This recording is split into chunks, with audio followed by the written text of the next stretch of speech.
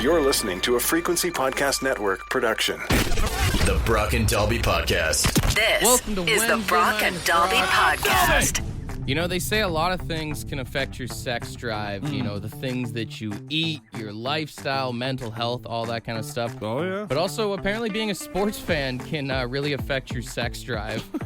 According to a new study, they say that football fans specifically, depending on the team that they cheer for, can either have a higher sex drive or lower sex drive, depending on if their team wins or loses. Ooh. Yeah, check this out. Tough. 49% of NFL fans admitted that they have a romantic boost after a big win.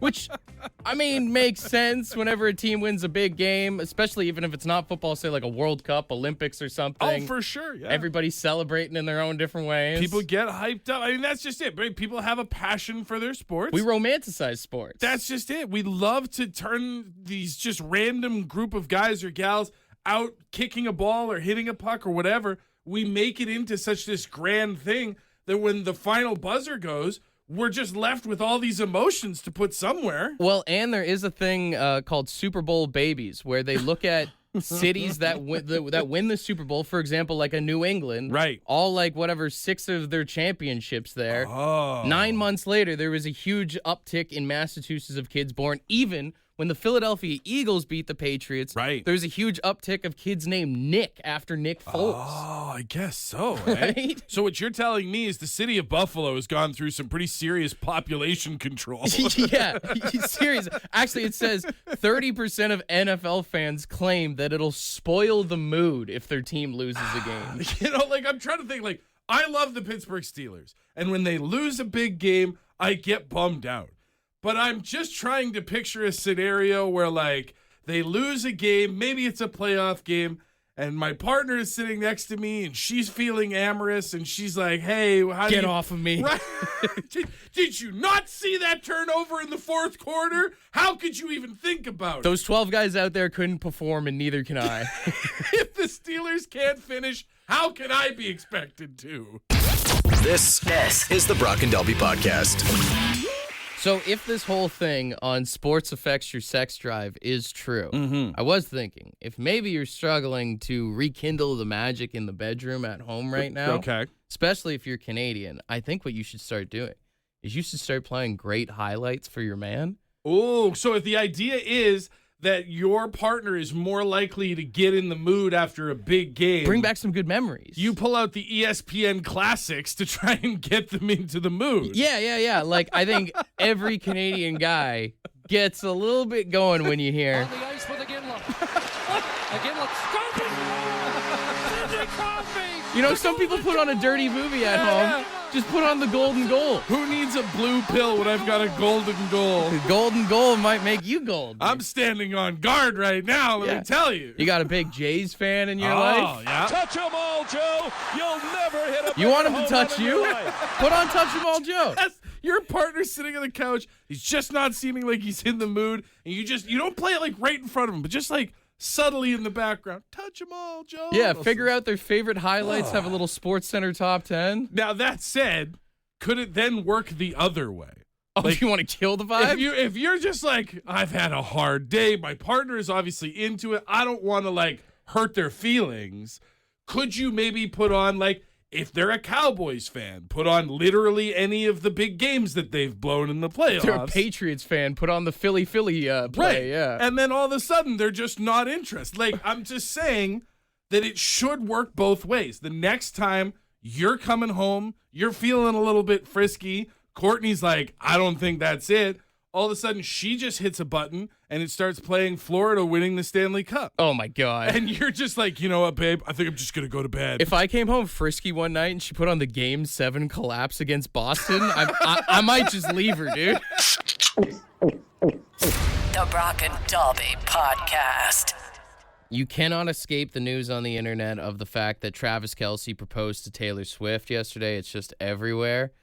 But like everything else, you can now gamble on their relationship. Here we go, baby. What are we betting on? What are the props? Tons of prop bets popped up on gambling sites. Of course, like when's the ceremony going to take place? Sure. Where will it happen? Okay. There's betting odds of 25% chance that they may break up before the wedding. I've seen a lot of like online chatter, like you said, like you couldn't escape this for the last 24 hours of people saying this is like the whole relationship and the engagement is a PR stunt coincided to go with the new album. So yeah, putting a little bit of money on a breakup would make sense. Well, then you can bet on like when's she gonna get pregnant? Will they ever have a kid? All that kind of crap in there. You can bet on the best man, maid of honor titles, all this stuff as well. I mean, best man's got to be Kelce's got a brother that he does a podcast with. There's even one site that has betting odds of do they get divorced and does she have like a platinum selling record come out afterwards? A You can bet parlay? on the long run here. A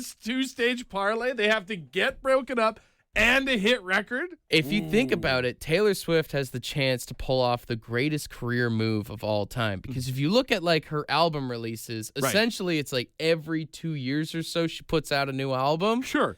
And she's not expected to tour until 2027 is what I was reading online. Well, yeah, she just had a massive tour last year. So if they get married after this season, they have a kid, then they get divorced, the holy grail of her music could be coming out. Because every time that she's broken up with someone, she has a hit-selling record, right? Yeah. She just went through the positive era with, like, dating Travis Kelce. Right. Now she can relate to all spectrums of her audience. And you can go along for the ride with the experience of human happiness and misery for just a small betting fee. You got to think, 50% of couples end up getting divorced, which means 50% of her listeners are divorced or single baby mamas. Absolutely. Yeah. The odds are against them staying together, regardless of how in love or how fabricated this all is. Well, it doesn't matter how much they're in love. There's going to be like an agent or a manager that's going to be like, I don't know if you've thought about it. Record sales are down. See, you're only considering it from Taylor's side. Meanwhile, there is a manager or an agent in Travis's ear going, hold on to this forever. Do not screw this up. Football is almost Someone over. had to get a ring this year because he couldn't do it. The Brock and Dalby Podcast. The Brock and Dalby Podcast. We have a tradition in our house every year to sort of celebrate, commemorate, however you want to look at it, the end of summer vacation for the kids. We let them pick, and they get to choose a restaurant to go out and have like a big dinner at. And we went out for that yesterday, and I'm not here to name names because that's unnecessary. But what an awful meal I had. Yeah. I ordered something as basic as a chicken Caesar salad, and it was just like wilted lettuce, barely any of the dressing. The chicken was maybe cooked a week ago, like just the driest chicken Well, that's ever. your mistake, is ordering a Caesar salad, dude. I'm trying to lose weight, all right? I'm trying to get into some vague sense of shape. So I was like, well, I'll compromise on something that's not as calorie intense. So did you send it back? That was the thing. Is so I was just like, took a few bites of it, was like, this is not it. I tried adding a couple different things, didn't work. So I just pushed the plate to the side and didn't really say anything. And then at the end of the meal, the server that was having our table, like, we paid our bill, and the server was like, oh, did you want a box for that salad? I was like, oh, no, it was terrible. I'm not taking it home. And she looked at me like I had two heads because I didn't say anything. And I was like, listen, there's times where I'm willing to fight about a meal, but I just felt like I was like, I'm just not going to eat this. No, you got to say something. I'll tell you, like, working in restaurants, I mean, the people in the kitchen will be annoyed. They'll be like, oh, come on, dude, seriously? But the servers, they care because, I mean, your meal and how satisfied you are usually affects them in some sort of, like, maybe tipping or whatever it is. And they also, like, they want you to come back. Yeah, and see, that's the thing is, like, we made sure to tip properly because, listen, we had 3 kids. They were bouncing around. Their food was good. Mallory's food was good. Like, 4 out of 5 dishes came out well. So that's why I was like, I don't really want to make a big deal about this. But there is also, I will say, a part of me in the back of my brain that's like, I hate the idea of sending food back for exactly what you said. The guys in the kitchen are not going to be happy about this. I'll say this. I know, like, everybody's seen the movie Waiting where, like, Dane Cook rips out his pubes and they all spit on the food or whatever. I don't know. I worked at a handful of kitchens before. I've never seen anybody do anything like that. Maybe there is people that work in kitchens that have done stuff like that. But I just feel like most of the time it's just some passive-aggressive guy in the back that's just muttering to himself that's like, hey, stupid Caesar salad. What's wrong with this? I mean, I will say I worked at a certain chicken fast food restaurant when I was in my teens. And I watched a guy after somebody came back and was like, my chicken sandwich isn't cooked properly. Take the bun out of the little bun toaster, which was just around the corner from the window, like you couldn't see it from the front. Sure. He looked me dead in the eye as a coworker and went, and licked the bun. Oh, no way. Before making the guy's second sandwich. And that is an image that is seared into my brain, cooked in there. Not unlike the chicken from the Caesar salad. I mean, night. I'm sure if you give the server like some brutal energy or if you're an absolute dick to her and she goes in the back like crying or something. Right. The fellas in the back might be not treating your food the best. Might but back her up. Yeah. I don't know. I've never actually seen it before, so I just couldn't imagine, man. It was just it's been set up as such a trope over the years. I feel like I can't risk it. yeah. And also I feel like because, we are who we are, and we always laugh about how we're like D-list celebrities or whatever, but like sometimes we get recognized. The last thing I want is for the server to be like, hey, that Dalby guy from the radio? He thinks you don't know how to make a chicken Caesar salad. Yeah. And then what is going to happen? But I guess the annoying thing is I just know there's so many people that go to restaurants and they do the same thing all the time where it's like the server comes and they're like, hey, how's everything going? And they're like, good. And then they sit there and they're like, I hate my food. They grumble about It's like, it. you're an adult. Speak up. You're allowed to speak up. I will say the server did ask how things were going, and I did say they were going well. But in my defense, she asked literally before I had been able to take a bite of my food. Maybe give me a minute or two. I feel like your food is like your relationship. Like, you can't lie about how things are going. You have to be honest. You're in it for the long haul, you know? need kitchen therapy with my server. The Brock and Dobby Podcast. So we got Rachel on the phone, who is a chef. Now, Rachel, be honest with us.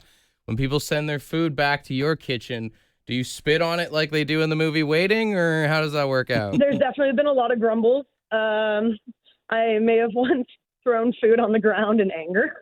A lot of people I've seen just going through, poking through, but nothing really bad in my experience. Just a lot of words you might not have heard before in your life, but Yeah, I feel like that's it. Is people always think that like someone's gonna spit in their food. It's like, no, Yeah. we're just gonna talk all the smack that we can about you. You know? that's pretty much it. It's a lot of very colorful language, and then we're kind of like, all right, everybody move on. We don't have time to complain anymore. Let's go. People don't realize how stressful it is working in the kitchen. Like you said, you don't have enough time. The time that you have for free time is for cigarettes, right? Yeah, that's pretty much it. Yeah, it's that, or can I please get some water? Because I don't think I've had any yet. The Brock and Dobby Podcast. Is it real? Is it fake? Do we even care? Let's find out. You know, with Oasis playing in Toronto earlier this week, I kept seeing all this stuff about the Gallagher brothers, and I saw a list of the 50 greatest quotes from Liam Gallagher. Oh my God, I can only imagine. So I want to try and do a real or fake Liam Gallagher quotes with you here. That's not fair. The man has literally said some of the most absurd things of all time. So you just got to tell me, did Liam actually say it or not? Okay. First one in here is, I was walking along and this chair came flying past me, and another, and I thought, man, this is going to be a good night. That sounds like a Liam Gallagher quote. Yeah. That is a real quote. Just chucking chairs and going, yeah, all right, this is the energy we're looking for. Here's another one. I've mellowed out, but not in the sense of liking Radiohead or Coldplay. I want to say, because I feel like he's taken many shots at those bands before, so I'm going to say that's real. That is real, too. Here's another one. I probably could have been prime minister, but I ain't no wanker. I'm going to say that I think that's something he would say, but I'm going to say that it was fake. That is fake. Ah. Okay, here's another one. There's a fine line of taking the piss out of me and dumping your manure on me mom's lawn. Is that real or fake? Did they ever dump manure? I'll say that's real. No, it's fake. I should have known from me mom's lawn I just thought that that'd it be was funny to say. you. All right, here's another one. It says, I am a tender, beautiful, and loving guy that happens to slap a photographer now and then because they get in my way. That's real. That's real. I've heard that one. That's 100% real. All right, another one here is, the difference between me and you is I ain't got to make my own blood pudding. Oh, I feel like I remember something about like tea that was similar to this. So I'll say real. No, You made that up? I only know blood pudding because my stepmom's British. And finally here, I'm constantly brushing my teeth. Whenever I walk past a toothbrush, I go, I'll have a little go. How very un-British. Real. Yeah. Why not, right? I'll have a go. I know. I would have thought that one was fake, too. I mean, you see all their teeth. It doesn't look like it, right? The Brock and Dobby Podcast. I want to play a voicemail for you that is going viral on the internet here. A woman named Haley went to a dermatologist for some sort of skin test, and this is the dermatologist leaving a voicemail for Haley, letting her know that they got the results back. Hey Haley, this is Kat with BadPod Dermatology. I was giving you a call to go over that bacteria culture that we did here in clinic the other day. So the bacteria came back, or the culture came back with a big bacteria called Pantoia species, and that is spelled P as in pork.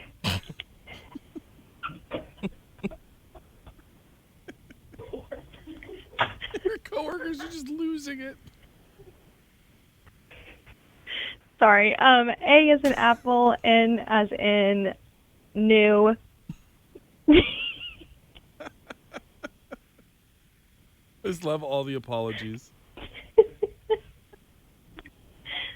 I'm so sorry. Okay, T. Anyway, she goes on to try and spell the rest of this poor girl's potential skin disease, and people are just roasting her.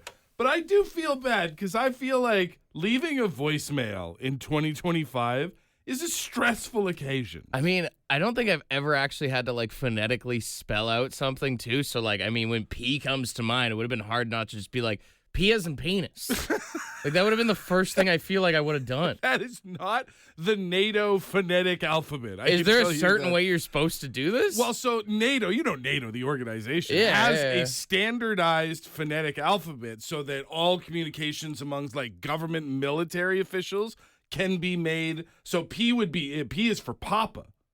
That's what it is. Yeah, That's the last thing that would come to my brain, to be honest. if you're doing it officially, it's like A Alpha, B Bravo, C Charlie, D Delta, E Echo, like very military. I just ones. thought you did that. I just thought you said words if you were like A as an apple. Like, I feel like that's where most people go, but you can tell, like, you say Papa would be down on your list. I don't think Pork would be my first pick. honestly, I kind of like what she's doing. I like the idea of just saying the most random thing you could say. You could be like B as in bukkake. Like,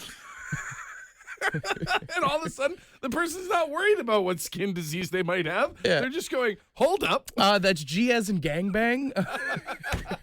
H as in hentai. You just start listing all dirty movie categories. That's the best way to do it. Just catch them off guard. We don't need the NATO phonetic alphabet. We need the hub phonetic alphabet. Is that what you're saying? I'm telling you, the younger generation's not going to know this NATO stuff that you're talking about, but they're going to understand what I'm talking about. R for redhead, S for stepsister. Yeah. M for mature. Which, by the way, is not how you would describe this conversation. B as in big natural. This is the Brock and Dobby Podcast. Jays fans did it once again. Got to give them a round of applause. Setting another loony dog record. 88,229 is the alleged total from last night. That is so much meat. It's just such an absurd amount. Jumping up just over 4,000 hot dogs from the previous record. Now, we had talked after the last game, the July Looney Dog game, about how this was unlikely, or I guess it was beginning of August, how you were saying there were 3 games left. Can we hit 1 million dogs? I feel like with only 88, and it sounds weird to say only 88, I don't think the million is achievable at this point. But do you think Because there's still 2 left that they can hit 6 digits, dogs. 100,000 dogs in one night.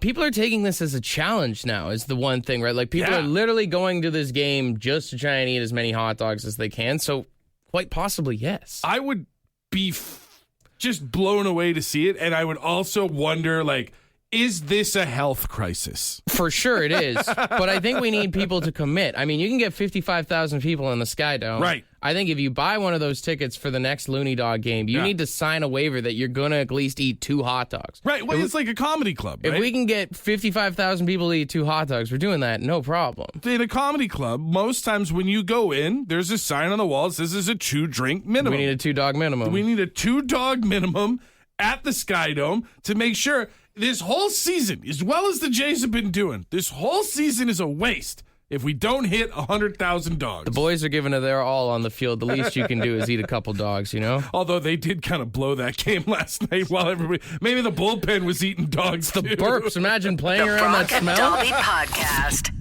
Would you rather? Wednesday. Would you rather Wednesday? All right, let's get weird. 762-555. Got some good ones here. Would you rather pee on an electric fence or lick an electric fence?